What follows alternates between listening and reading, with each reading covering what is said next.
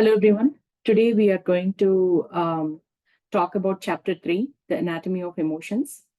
And we will talk about the goal of survival and a little bit of scale of emotions. It's a huge topic, so I'm going to take some time to cover all these. So the goal of survival. Our basic goal of survival is to make sure that, so we see our body as a limited thing, right? When you see nature, when you see waterfalls, when you see mountains and everything, they don't exist in isolation. Their existence is actually because of a lot of other things, right? So, for example, waterfalls are fed by glaciers, they are fed by other things, right? Snow mountains or rains or anything. Waterfalls don't exist by themselves, they need others for their existence. For us in humans, what we think is we forget that we are because of others, right? Our existence is because of a lot of things that are around us. We think of ourselves as isolated, separate people. And because of that, obviously, like, if you're in a project or something, right? Resources wise, if you think that I'm the only one who has to finish this project, then we will look at it as limited resources. Oh, I have finite time. I have 24 hours. I can work for 8 to 10 hours, and I have so much of capability and all those things, right? When you think of it that way, you get scared. You have fear. Can I complete this or not? And things like that, right? So, but instead, if you think of the entire team as your support system, when you collaborate with others, when you look at, I have this very big company, I can talk to network people, I can talk to Linux team, I can talk to release people, I can talk to SREs, I can talk to, when you think that you are a part of a big picture, then automatically you'll feel less intimidated because there are all these people to help you out, right? Because we think of us as separate people, we think we are limited, and we are always stressed out about the sense of lack. I don't have this, I don't have that. To do this, I need this, but I don't have that. Things like that, right? We look outside for our satisfaction of our needs. We experience vulnerability, and we are insufficient on our own. So that is the entire premise of survival, right? We are always worried. We are worried, worried, worried. We are looking for security because we are thinking of ourselves as an individual person. The mind is our survival mechanism. So how does the mind work, right? The method of survival is primarily the use of emotions. We use emotions to survive, right? So the simple way to become conscious of the underlying emotional goal behind any activity, every activity, there is an emotional goal behind it. However confident people you see, or however, how much ever, like, people who are very sad or very weak or anything, there is always an emotional goal behind every single activity that we perform. Now, what is that? The process is, first we have thoughts, right? Millions of thoughts can be replaced by one single emotion, right? Millions of thoughts. Now, these emotions, they are very, very basic. They're more primitive than our mental processes and everything. Now, for these emotions, the reason is the tool of the mind that uses to activate these emotional needs, right? Achieve these emotional needs. We reason it. We are like trying to justify why we are feeling this way, right? We either put blame on others or we take blame on ourselves or something like that. Now, when used by the intellect, the basic underlying emotion is usually unconscious. Usually, we don't know why we are acting the way we are acting. When I'm judging somebody, when I'm blaming somebody, when I am taking credit for something, when I have this ego and pride, I don't often know what is the underlying emotion that is causing all of these things. When the underlying emotion is forgotten, ignored, or experienced, right? Basically, why is that happening? Because the underlying emotion is forgotten. Then that's when you develop all kinds of plausible reasons. You are trying to say, this is happening because of this, right? Now, that is the process of, like, that is how the mind acts, right? That is why we call it illusion, Maya, and all these things, because we don't know the true cause, the right reason, right? Give me 1 second. I want to do something. Okay. Okay. So basically, we are looking at the root cause, right? What is the root cause of all the emotions? How do we understand why I'm acting the way I'm acting? Emotions are the cause of the basic fear that drives everyone to seek security constantly. There are only two emotions, underlying emotions, for which we act the way we act. The way we survive and everything is because of those two underlying emotions. It is, I want to feel happy, or I'm scared of something. I fear that this might happen. For those two reasons, everything else is framed on that. So, how do we reveal what is my root cause, right? Why am I acting the way I'm acting? You keep constantly asking, what for? Why am I doing what am I doing? So, let's say, for example, I want a Cadillac, I want a nice car. What for? To achieve status. Why do I want status for? To achieve respect and approval from others. Why do I want respect and approval from others? To have the feeling of security. Why do I want security? To be happy. Do you see, like that? Anytime, anything. I want a promotion at my job. What for? What for? What for? I want to buy a house. What for? What for? What for? I want to get top in this course. What for? If you keep asking those questions, you will understand the underlying thing, right? Now, what happens when we keep asking these questions is the things that are really bothering us, those go away when we underlying see that, okay, I want to be happy. I need not be worried so much about all these things because I can be happy with other things as well. We are not, that does not mean you're giving away your dreams and goals and everything, just that you're not getting worked up. You're not getting worked up so bad because of all the mental traps we create when we do this analysis for ourselves to say, yes, I'm doing this for my happiness, but is it worth losing so much for my happiness? Is there anything else I can do? Or is there, can I take a pause on this right now? Right? Somehow, something like that. So, feelings of insecurity, unhappiness, and lack of fulfillment are the things that cause us to have external, to seek external things. I want a Cadillac, I want a promotion, I want a new dress, I want new shoes.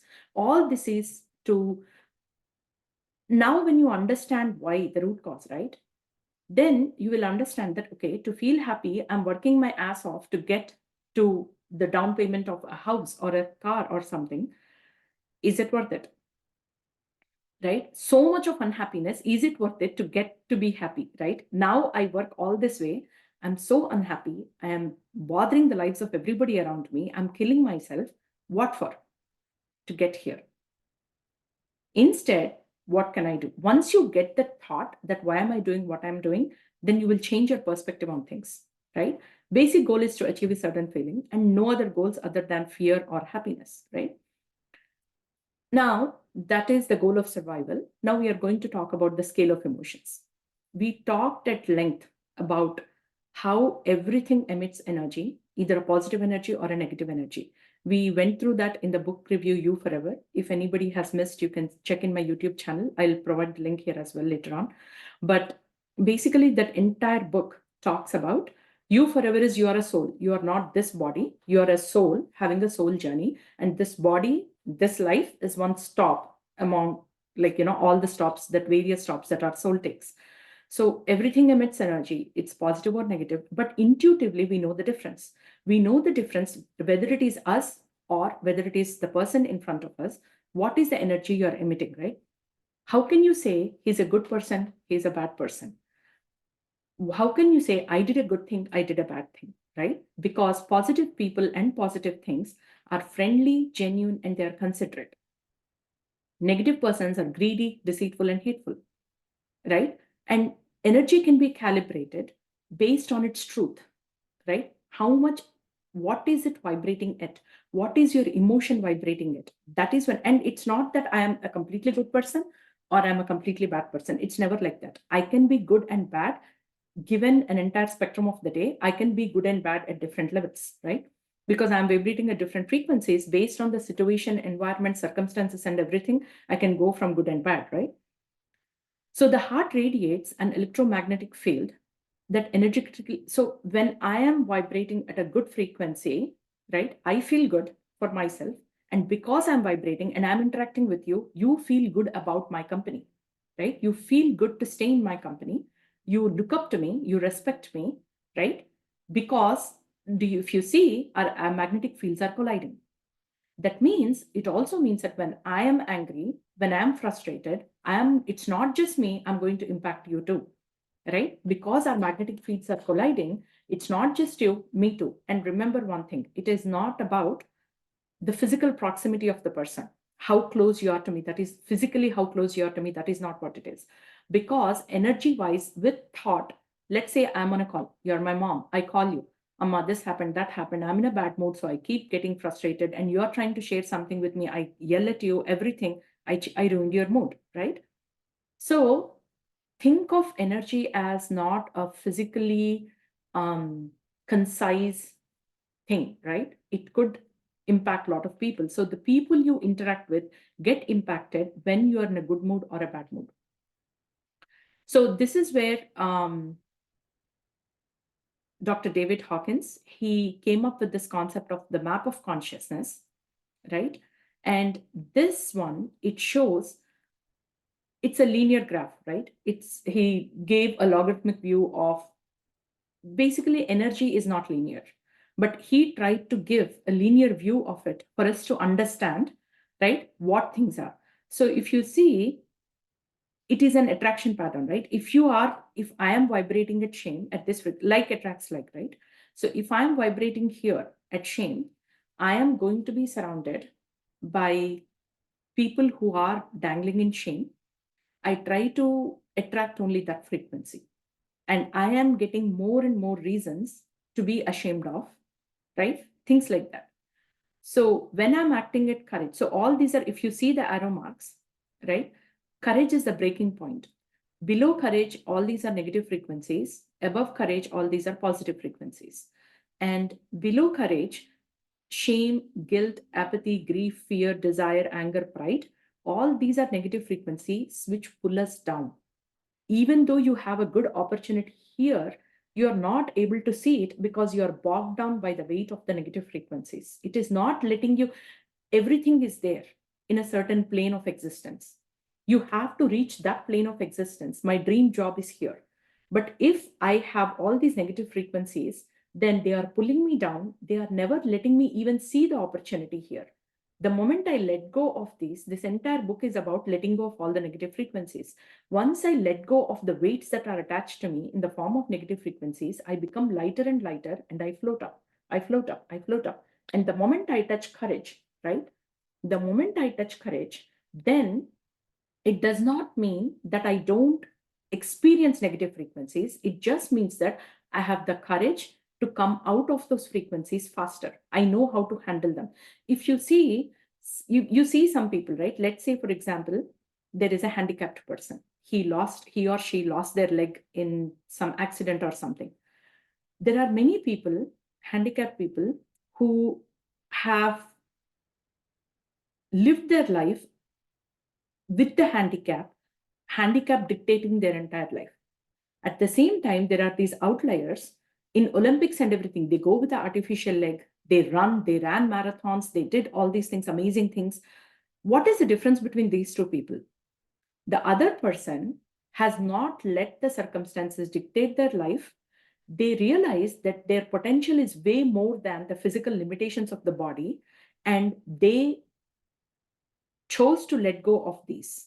They were not mad at like, for example, there are people who, throughout their life, they are mad at some external thing that ruined their life. Because you did this, let's say you are driving a car and I had an accident and I lost my leg. Because of you, I hold this grudge on you, on God, on life, on universe, right? Why did this happen to me? It is not fair. And I will keep sulking, looking at all the other happy people around me with everything. It's like, you are great. You have both legs. That's why you're able to do this. I cannot, I'm in a wheelchair, right? So that is what courage is. The objective of all of us should be to let go of these things, because these are all victimhood. These things are making us see lack. I don't have this, I don't have that, blame somebody. this is not me, this is you, you caused this, I am a great person. If I was not married to you, my life would have been different. If I got married and did not stay single, I would have had the company of a person, and my life would be different. There are people who complain that they are single. There are people who complain that they are married. There are people who complain that they are a girl versus a boy, the gender thing. They complain about the social status, where I am, what I am. Oh, you are born to rich parents. There are so many kids who are born to rich parents who did nothing with their life and they became losers. There are so many kids who are born in really like lack of everything. Their parents were very, very economically low people, still they shot up to success. So, how do you explain that? How do you explain that? Those people acted with courage. They did not let these negative emotions dictate their life. So, the entire logic of this is to let go of each of these and come to a place where if we act with courage in our life, then even though negative emotions pull us down, we got the tools, we got the skills which will help us go up faster. And once you can handle in courage for a long time, then that is empowerment, self-realization, right? Self-empowerment. From there you start, this is spiritual journey starts here. Your actual spiritual journey starts here, where you start looking everything at neutrality, sthita pragnatvam, right? You're not excessively happy, you're not excessively sad, equanimity of everything, and your willingness to accept everybody, to reason things, to understand everything, unconditional love that gives you joy and peace, enlightenment, right? That is what is enlightenment. Your spiritual journey starts here at courage. To come to that place, to come to that threshold of courage, you have to learn to let go of all these things. So that's what we are going to practice. Understand what it is. So while this is not from this book, I was reading about levels of consciousness, and I saw one very beautiful blog which explains 4 levels of consciousness. If you're saying that to me, right, everything is happening to me, then we are in the victim consciousness. When you're talking, observe it how you're framing your sentences, right? You know what happened to me today? My boss did this. My husband said this. My mom said this. Or I was going out and a cat crossed my path, and that's it. I knew I was not going to pass this interview because of the cat, right? To me, whenever you're talking, when your sentences are framing that you're talking about always saying that some other external situation has caused your life to be in a certain way, then life happens to me. Why does all this always happen to me? Why I'm a good person? There is a very famous thing where most of the people say, bad things happen to only good people.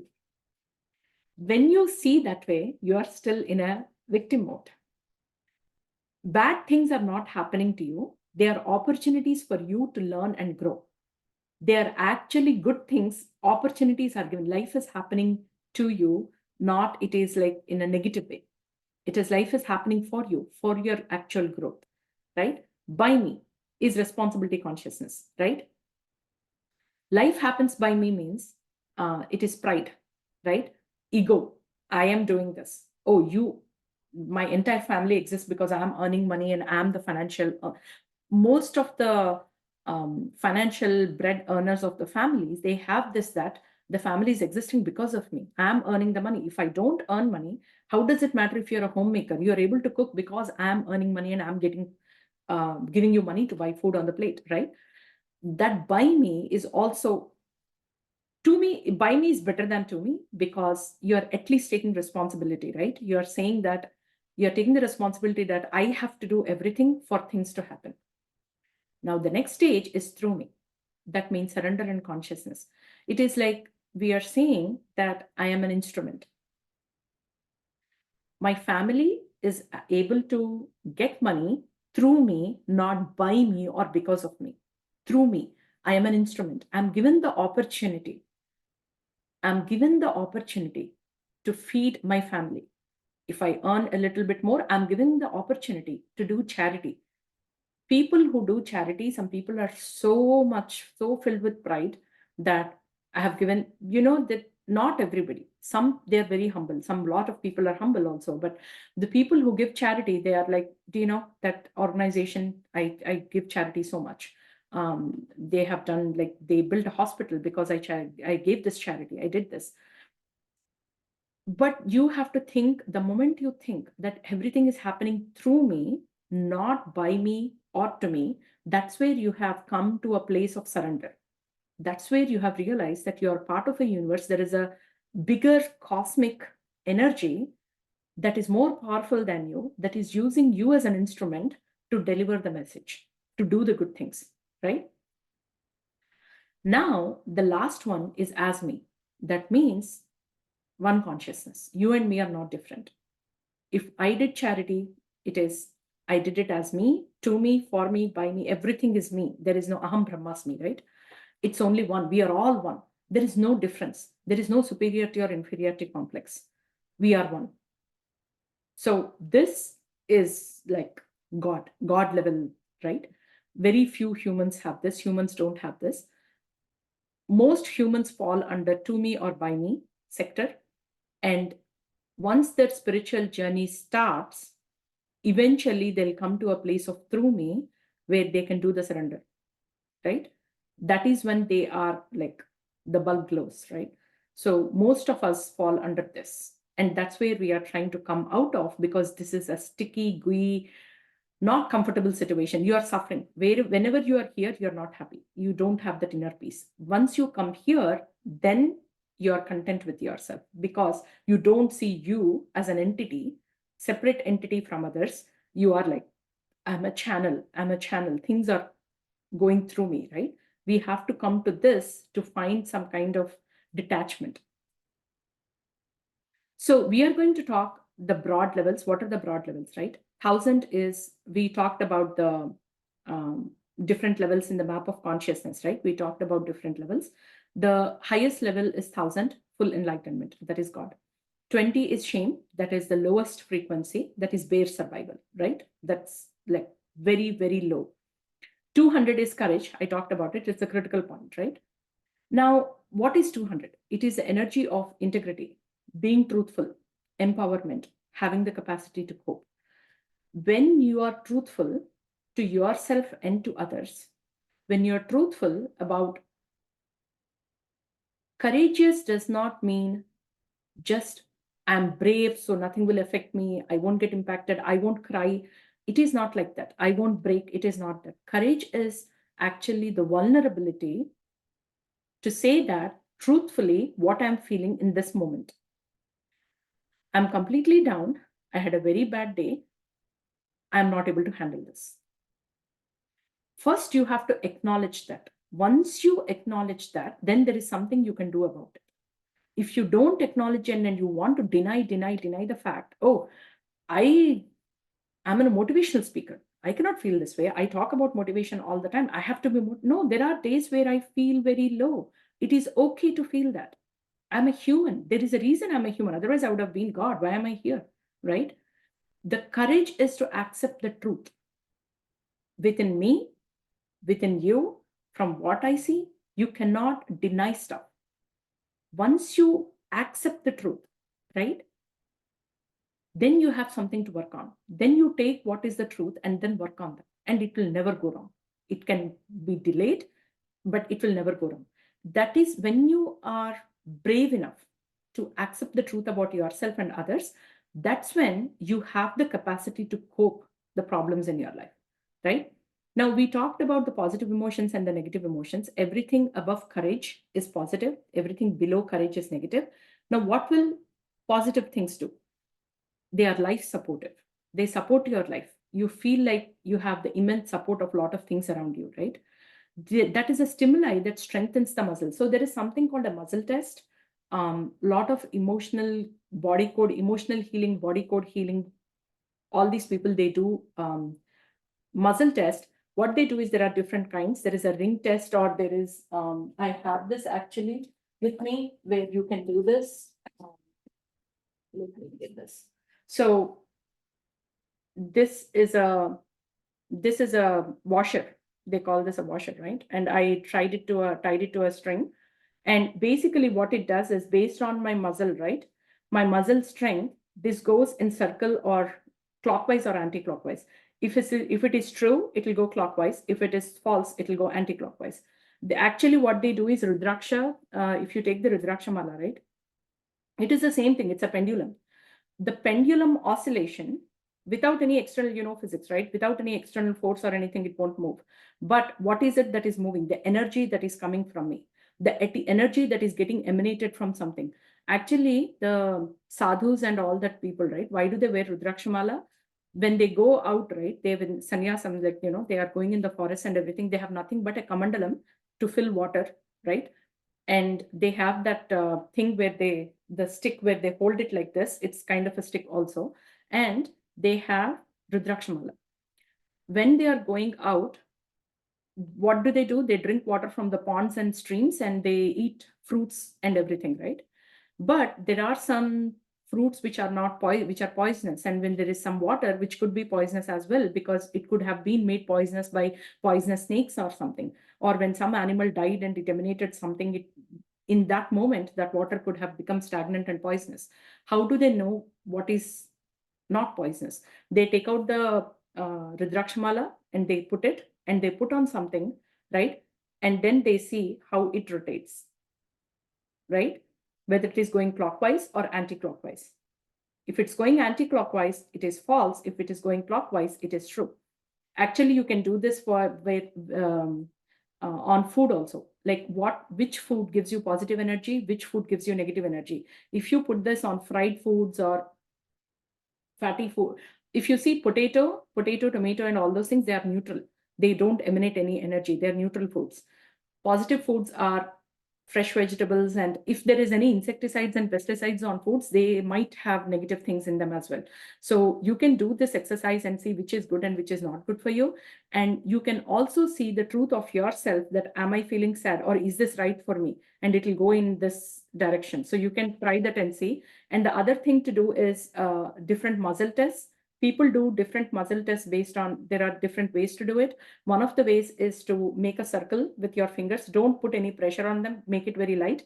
And when you couple them, right, like a ring, and if you ask something, if you ask a question, if it is true, then it will not have any resistance. The muscles won't become tight. They won't become tense. So it comes out like this. If it is false, there is some resistance from the body. So you cannot break the couple so easily. So there are videos where a lot of YouTube videos where you can learn how to do it. You can see how to do it, and it's, so that is what he's talking about here, a simple muscle test. If you do a muscle test, you will know whether when it is a positive thing, then the muscle strengthens, and if it is a negative thing, it weakens, right? Because true power strengthens. People seek us out. When you're a positive person, people will come to you. They will come to you for your advice. They will come to you for counsel, things like that, right? And we give energy to them because we have power. We give energy to others when you are in a um, positive energy vibration, and we have goodwill towards them. Main thing is you have goodwill towards them. You are not judging them. You are not thinking bad of them. That when that negativity is not there, right, then automatically there is unconditional love, no judging, things like that. And we have the power. We are sharing what we have with others. When we are vibrating at negative energy mode, it is destructive. It is not life supportive. It is destructive in the sense we get all psychosomatic illnesses, we get health problems, all those things, right? And when you do the muscle testing, you have a weak muscle, and force weakens. Because what is the difference between power and force? Power is you achieve power because of whatever you have. Force means you're forcing it, right? You're forcing things. It is not natural. Force is not natural. People avoid you, and we take energy from them.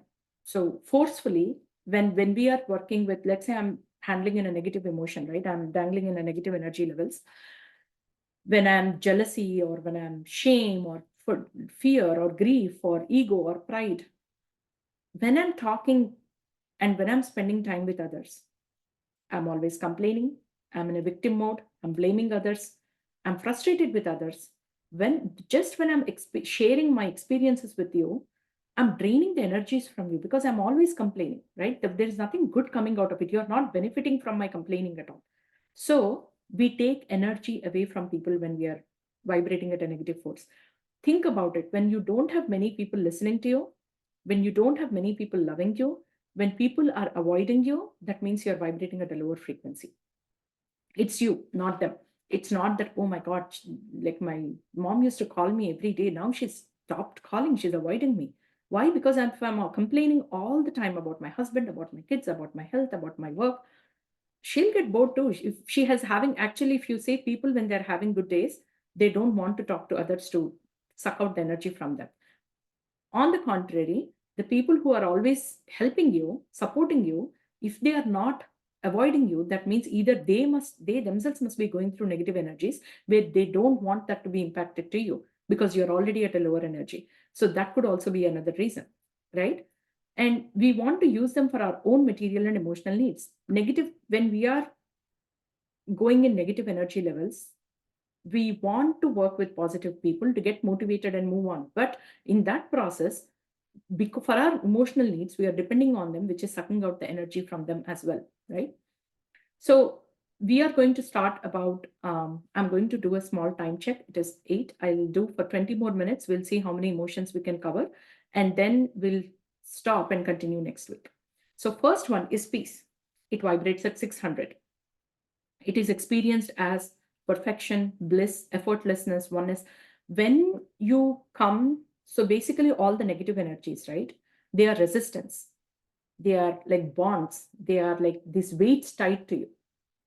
When there is a lot of resistance, when there is things are pulling you down, you cannot float, right? You cannot float. Once I remove all the resistance, right, from courage, everything you add after it is like actually lubricant.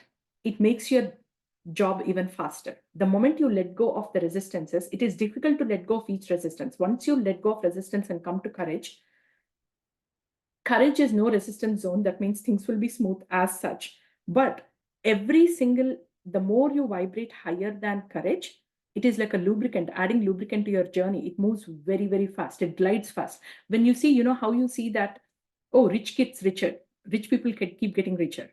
He's a lucky person. He's always getting lucky. It's not fair because they came to that place. That is obvious thing. It is a state of non-duality. The only way you can reach inner peace is when you are not looking at things like different from you. That oneness, non-duality, when you get that, right, that's when you reach peace.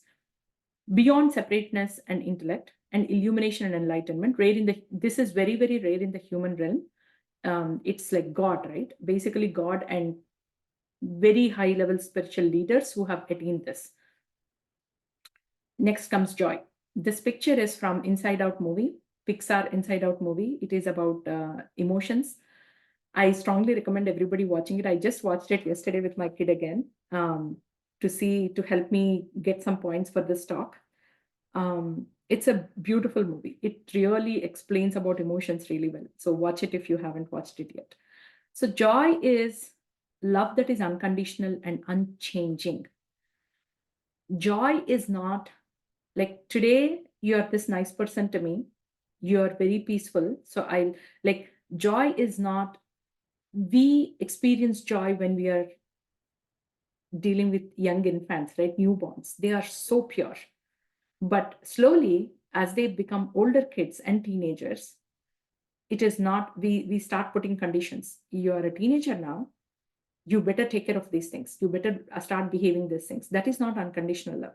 It's unconditional means irrespective of however the other person is.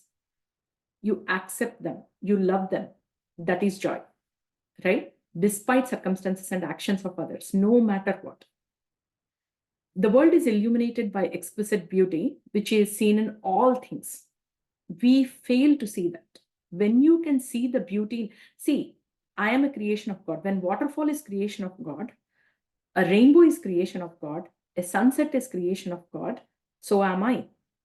How is it that you are not in awe of me When you're, oh my God, that's a beautiful sunset. Oh my God, that's a great waterfall. Do you complain that a waterfall is fat, thin, broad, narrow? You don't. You're just in awe when you see nature. You're like, oh my God, right? You're in awe when you see a beautiful butterfly. You're in awe when you see a beautiful bird. Why are you not in awe when you see me? Why are you not in the same awe when you see them versus me?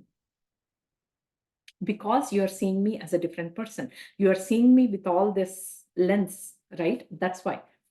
So we come to that joy when you can see everything as God created, universe created, nature. I am nature too. When you see me that way, that's when you will get, it is not for others. It is not like, what will it do for me or anything? It is for your joy. It is for our own inner feeling that when we see everybody in the same way, right? The perfection of creation is self-evident when we can see that way, right? There is a closeness to unity and discovery of self, and we have enormous compassion to everybody, enormous patience. Mother Teresa, right? I'm pretty sure Mother Teresa had joy every day because of what she did, right?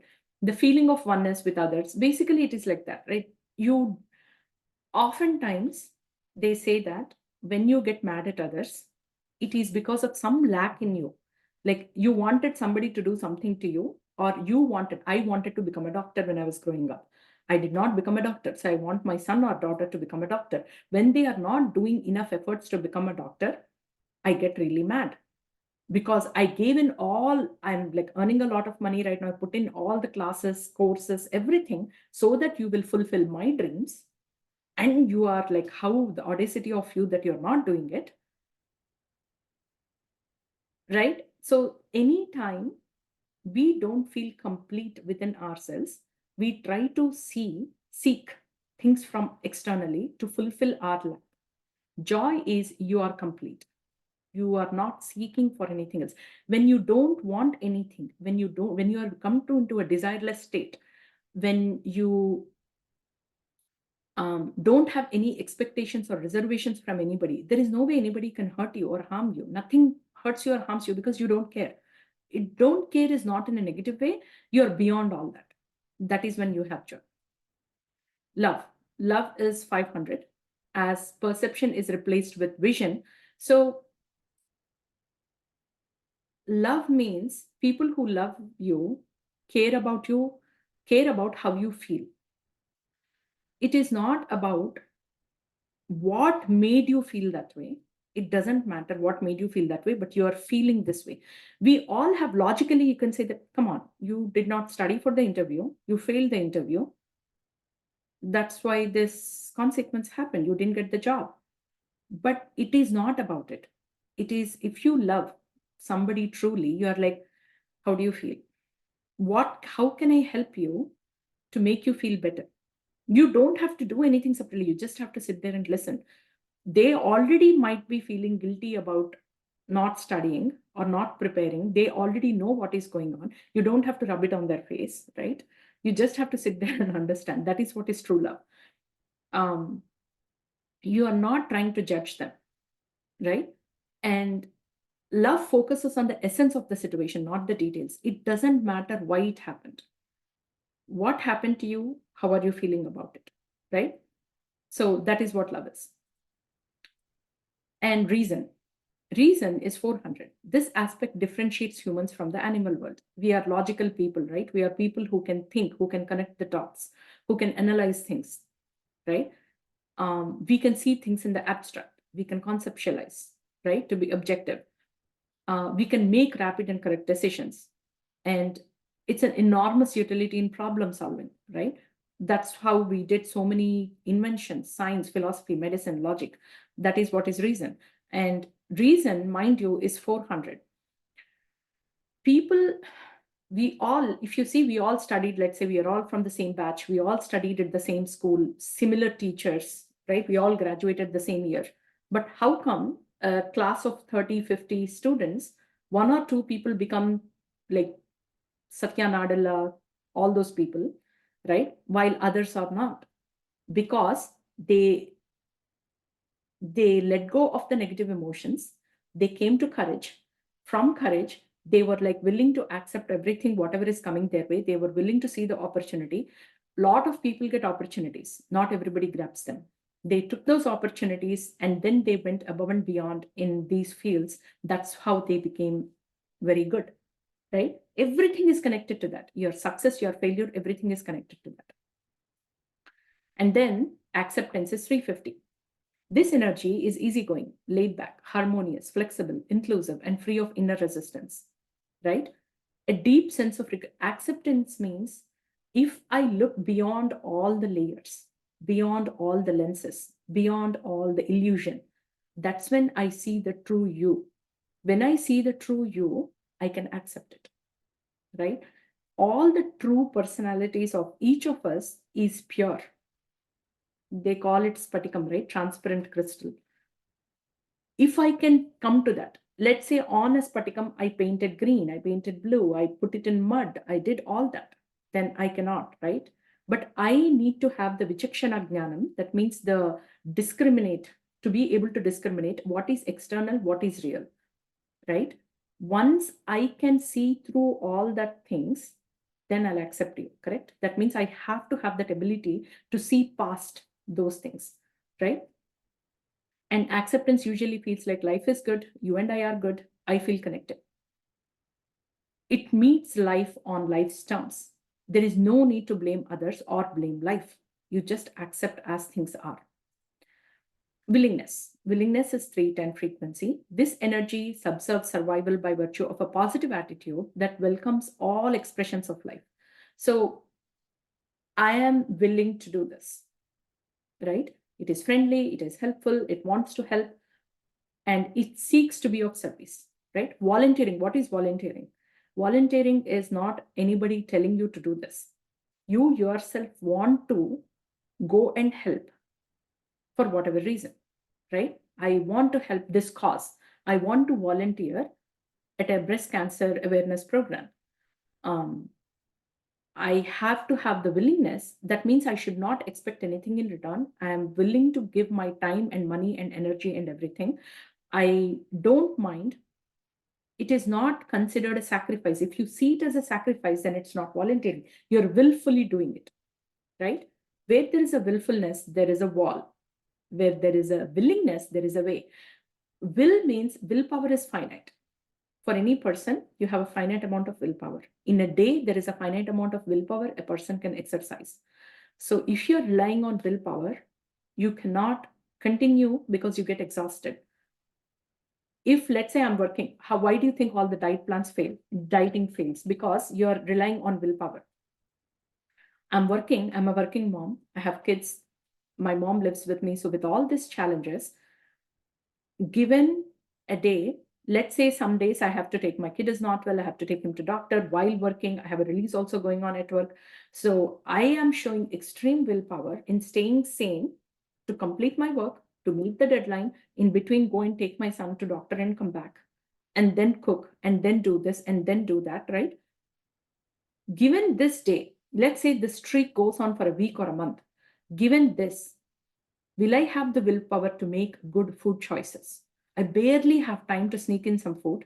But I might have forgotten to eat breakfast or lunch. I'm starving. Now, can I come and say, is this a good choice? I will take whatever is there, and can even seek stress eating, right? I can even seek food, comfort food.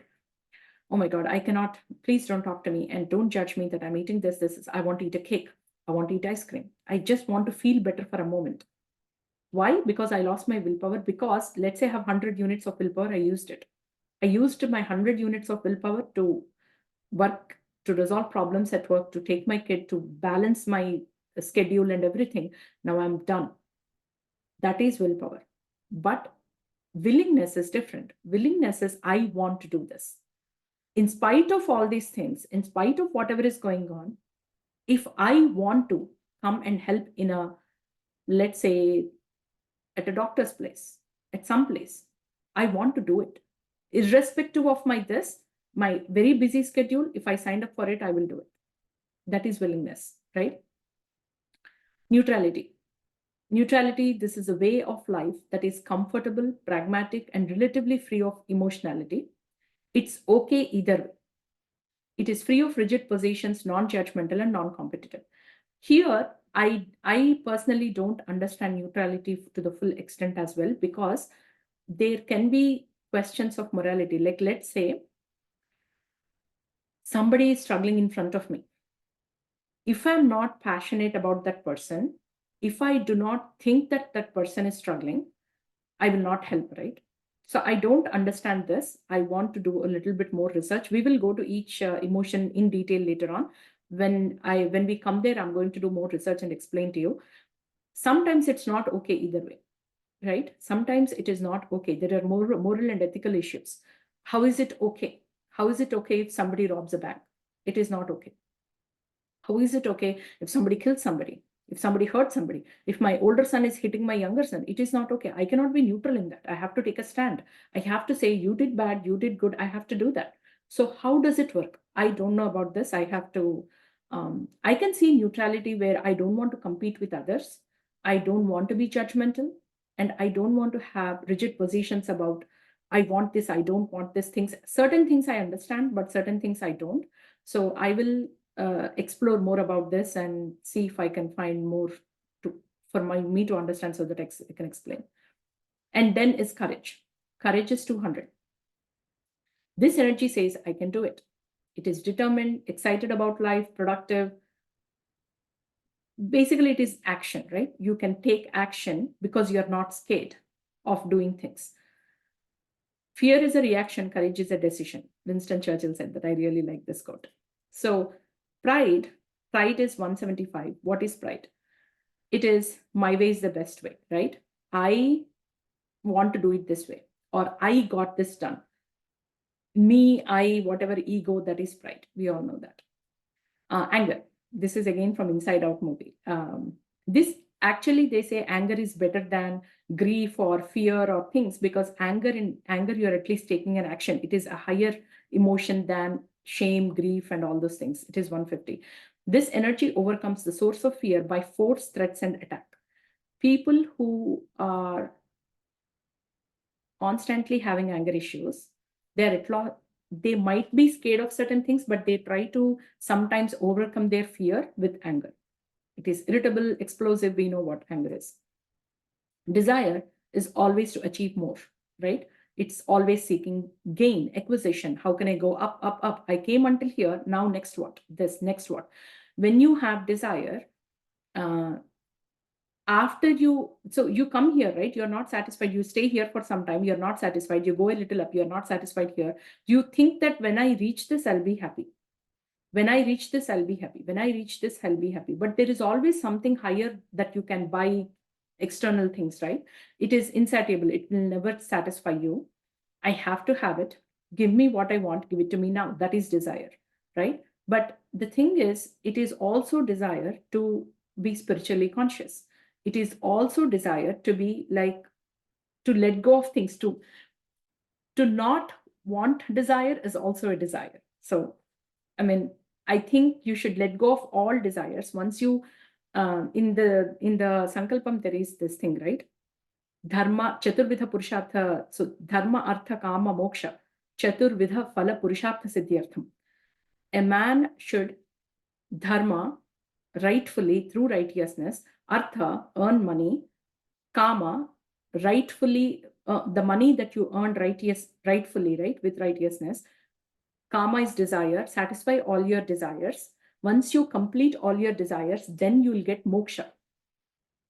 So you have to go through all those stages. So that is moksha. That's how you'll get moksha. When you get moksha, when you are out of all desires. So desire is at 125. And then fear is at 100. This energy sees danger, which is everywhere.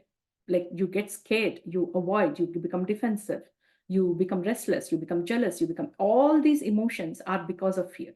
These are the underlying emotions. When fear is the underlying emotion, that's where it surfaces at like these things, right? And then grief. Grief is not just death of somebody, it is loss of something. Loss of something or someone is grief. My father passed away. I'm grieving. Usually in psychology, right? If you go to a grief counselor or somebody, they say this is the psychology theory that these are the different steps of grief. You go through denial, anger, bargaining, depression, acceptance. But it is not true. Expectation is this, but in reality, you go through all of them everywhere. You can be in denial today, tomorrow you can be in acceptance. You listen to some preachings and you're like, okay, now I accept it, but then you go back to denial. Recently, my friend was asking, it has been 1 year that her mother passed away, and the day where she actually heard that her mother was hospitalized and she went to India, she called me and she said, why is it that I feel that my mom is still with me? Because she was in denial, and then she came to acceptance. She thought that, okay, I am in terms with my mom's separation, death, and everything. But then she's again, the day came 1 year later when she was actually went to India and stayed there with her mom. In her hands, her mom passed away. All the emotions are faced again. So this is reality. It is not, and this is not just death of a person, death of a closed one, death of a friend, family, relative. It's not just that. It is loss of something. I Let's say I lost my job. I worked for 20 years there and I lost it. I will be grieving my loss of my job, right? That is separation of anything, right? It's helplessness, despair, loss.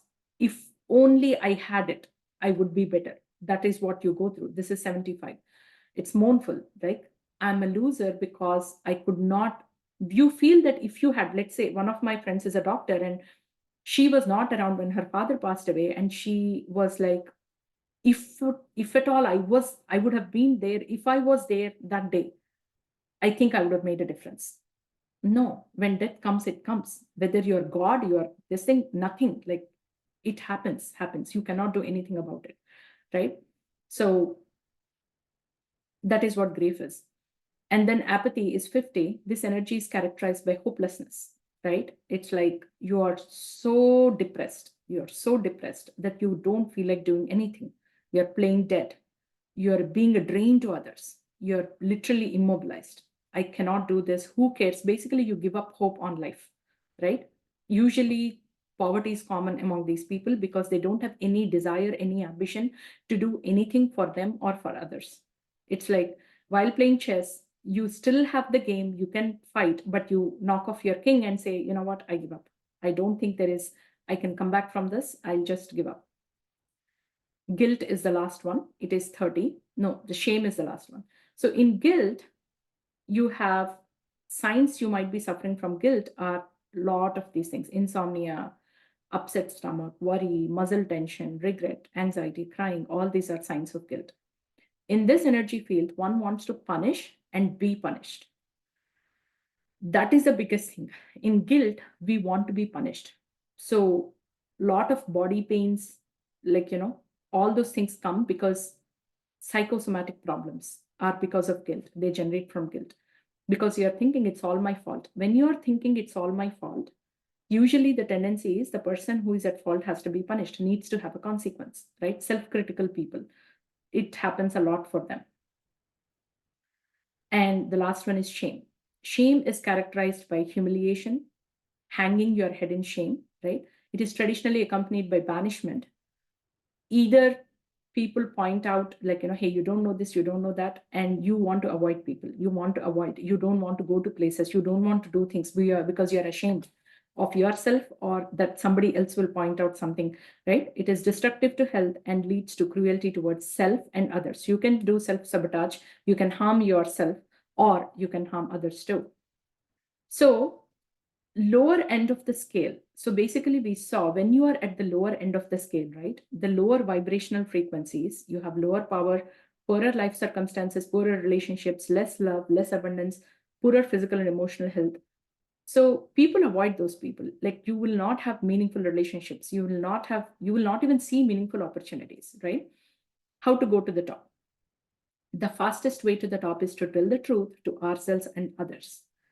Because when you don't, irrespective of where you are in the scale, to acknowledge that I'm ashamed of something, to acknowledge that, to accept that, that itself is first step, right? You slowly go step by step. If you accept the truth about yourself and about others. Let's say a girl is in an abusive relationship. Most of the women, one of my friends is a cop and she worked in domestic violence a lot. And she said that most women They support their abusive husbands. They don't want to give them. They don't want to give them away. They don't want to tell them the truth that he's actually hitting me. They don't want to accept because they are worried that something they might come out. Even though that it is a bad thing, it is a known bad thing. They are scared that if I come out, what will happen? Will he hurt me? Things like that, right? So you have to accept the truth about yourself. You have to accept the truth about the person next to you, around you, about the situations. That's when you can quickly go to the top. And to go to the top, you have to let go of all the negative feelings progressively. And it's hard. It is not, it is like a spiral thing, actually. It is not that, oh, I let go of shame, so I will not have shame at any time. That's not true. You keep going back and forth. But if you see a spiral, right, to go to the core, you see the spiral, you keep going, making progressive movements, right? You're actually going forward. It feels like when you come back to shame, it feels like, oh my God, how did I fall into shame again? But that's not true. Now you know tools to come out quickly, right? Increasing effectiveness, success, and more effortless abundance. We tend to seek out such people, right? People who are at the top, you tend to reach out to these people. They become your role models. When you are going higher, when you are at this place, you are a role model to this person in step 1 when you're in step 4. The moment you start helping the person here, you need not be here to help others. You are here, you are helping somebody in step 1, you are in step 4. That itself will give you boost to go to step 5. You keep giving life energy, that energy stimulates you to go higher and higher, right? So this is energy levels and chakras. So to understand how the chakras, the energy at each chakras, right?